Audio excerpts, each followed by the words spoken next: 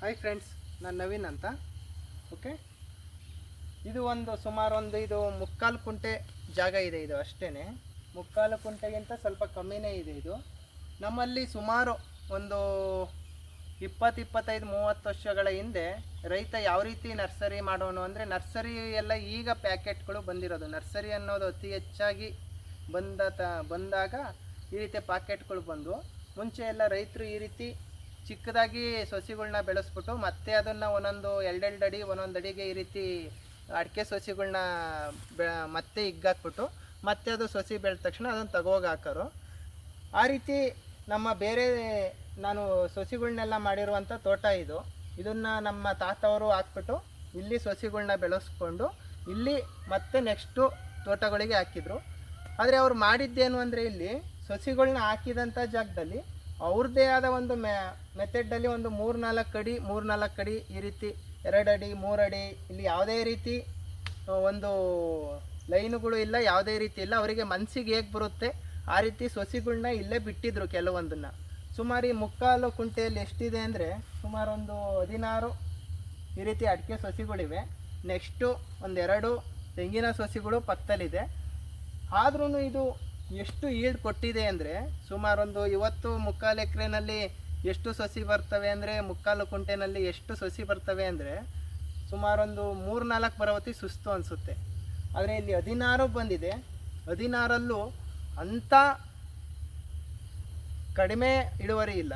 ಯಾಕೆಂದರೆ ಸುಮಾರು ಒಂದು ಅಡಿಕೆ ಸಸಿಯಲ್ಲಿ ಕಮ್ಮಿ ಅಂದ್ರೂ ಒಂದು 25-30 kg ಇಳುವರಿ ಇದೆ. ಕೆಲವೊಂದ್ರಾಗೆ ಒಂದು 20 kg ಇದೆ, ಕೆಲವೊಂದ್ರಾಗ ಒಂದು 15-16 kg ಇದೆ.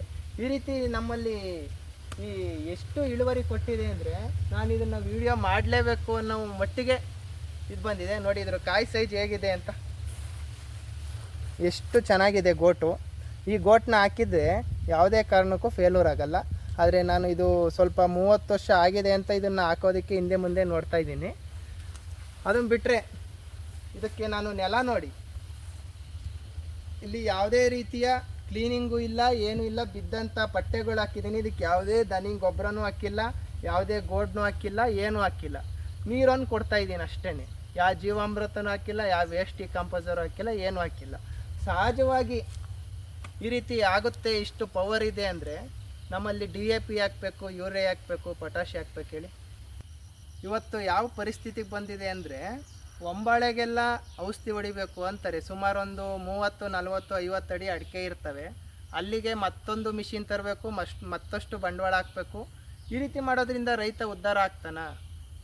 ನಮ್ಮ ಫುಕೋಕ್ ಅವರು ಏನು ಹೇಳೋಕ್ಕೆ ಇಲ್ಲಿ ಹೇಳ್ತಾರೆ ಅಂತಂದರೆ, ಮನುಷ್ಯ ರೈತ ಅನ್ನೋನು ಕೇವಲ 20-25% ಕೆಲಸನ ನೀನು ಮಾಡು, ಇನ್ನು 75% ಕೆಲಸನ ನೇಚರ್ಗೆ ಬಿಡು ಅಂತ ಫುಕೋಕ್ ಅವರ ವಾದ ಏನಿದೆ ಅಂದರೆ, ಅವ್ರದ್ದು ಎಲ್ಲ ರೀತಿಯಲ್ಲೂ ಸಹಜ ಕೃಷಿಯಲ್ಲಿ ಒಂದು ವಾದ ಇರೋದವ್ರು ಅದೇನೆ.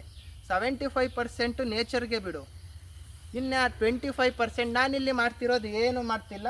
ಇಲ್ಲಿ ಬಂದಂಥ ಕಳೆ ಗಿಡಗಳ್ನು ಹಸುಗಳು ಮೇಯ್ಕೊಳುತ್ತೆ. ಜಸ್ಟ್ ಇಲ್ಲೊಂದು ಜೆಟ್ ಮಾಡಿದ್ದೀನಿ. ಇದನ್ನು ಈ ರೀತಿ ಒಂದು ಜೆಟ್ ಮಾಡಿದ್ದೀನಿ. ಸುಮಾರಿದು ಅವರೇಜ್ ಒಂದು 2 ಕುಂಟೆವಷ್ಟು ಜಾಗನ ಕವರ್ ಅಪ್ ಮಾಡುತ್ತೆ. ಇದು ಬಿಟ್ಟರೆ ನಾನಿಲ್ಲಿ ಏನೂ ಮಾಡ್ತಿಲ್ಲ. ಬಿದ್ದಂಥ ಪಟ್ಟೆಗಳು ಇಲ್ಲೇ ಬೀಳ್ತಿದೆ, ಎಲ್ಲ ಬೀಳ್ತಿದೆ. ಆದ್ರೂ ಸುಮಾರು ಇಲ್ಲಿ 16ಗೆ ಒಂದು ಯಾಕೋ ಹೋಗಿದೆ, ಅದೇನೋ ಪ್ರಾಬ್ಲಮ್ ಆಗಿ. ಸುಮಾರು ಒಂದು 15 ಗಿಡಗಳಿಗೆ ಯಾವುದೂ ಏನೂ ಆಗ್ತಲೇ ಕಮ್ಮಿ ಇಳುವರಿ ಇದೆ ಅಂತ ಹೇಳೋಕ್ಕೆ ತಪ್ಪಾಗುತ್ತೆ. ಅಷ್ಟು ಚೆನ್ನಾಗಿ ಇಳುವರಿ ಬಿಟ್ಟಿದೆ. ಎಲ್ಲರೂ ರೈತರು ಈ ರೀತಿ ಮಾಡಿ ಅಂತ ನಂದೊಂದು ಸಜೆಷನ್ ಅಷ್ಟೇ. ಇಲ್ಲಿ ನಾನು ಉದ್ಧಾರ ಆಗಿರೋದನ್ನು ನಾನು ತೋರಿಸಿದ್ದೀನಿ, ಹೀಗಿದೆ ನೋಡಿ ಮಾಡಿ ಅಂತ. ಅದನ್ನೂ ಬಿಟ್ಟು ನಾನು ಉಳುಮೆ ಮಾಡ್ತೀನಿ, ರಾಸಾಯನಿಕ ಮಾಡ್ತೀನಿ ಅಂದರೆ ಅದು ನಿಮ್ಮ ಇಷ್ಟ. ನಾವಿನ್ನೇನು ಹೇಳೋಕ್ಕಾಗಲ್ಲ ಅಲ್ವರಾ? ಓಕೆ, ನಾನು ಕೊಟ್ಟಂಥ ಮಾಹಿತಿ ಇಷ್ಟ ಆಗಿದರೆ ಲೈಕ್ ಮಾಡಿ, ಮತ್ತು ಏನಾದ್ರು ಡೌಟ್ ಇದ್ದರೆ ಕಮೆಂಟ್ ಮಾಡಿ. ಆದಷ್ಟು ಇನ್ನೂ ಏನಾದ್ರು ವೀಡಿಯೋ ಇದ್ರಾಗೆ ಬೇಕು ಡೀಟೇಲ್ಸ್ ಅಂದರೆ ನೆಕ್ಸ್ಟ್ ಇನ್ನೊಂದು ಬೇಕಾದರೆ ವೀಡಿಯೋ ಮಾಡೋಣ. Okay, thank you friends.